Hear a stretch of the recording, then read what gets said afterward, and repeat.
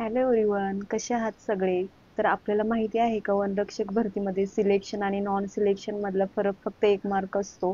2025 मध्ये ही स्पर्धा अजून वाढली आहे. जर तुम्ही खरोखर सिलेक्शनचं स्वप्न पाहत असाल तर तुम्हाला अगोदरच समजायला हवं की किती गुण लागणार आहेत. आज आपण पाहणार आहोत पुणे जिल्ह्याचा 2023 चा कट ऑफ आणि 2025 साठी किती मार्क्स टार्गेट ठेवायचं ते.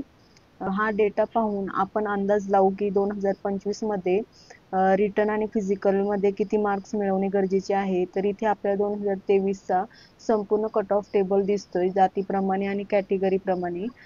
तर सर्वसामान्य म्हणजेच ओपन मध्ये कट ऑफ होता पुरुषांसाठी 164 ते 152, महिलांसाठी 158 ते 152, ओबीसी मध्ये पुरुष 156 ते 150 आणि महिलांसाठी 149 ते 144.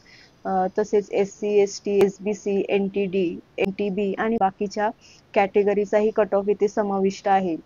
तसेच स्पोर्ट एक्स सर्व्हिस मॅन आणि होमगार्ड कॅटेगरीचे स्वतंत्र कट ऑफही आहे. तर आता आपण पाहूयात 2025 साठी तुम्हाला किती टार्गेट ठेवायला हवं. तर परीक्षा 200 मार्क्सची असते.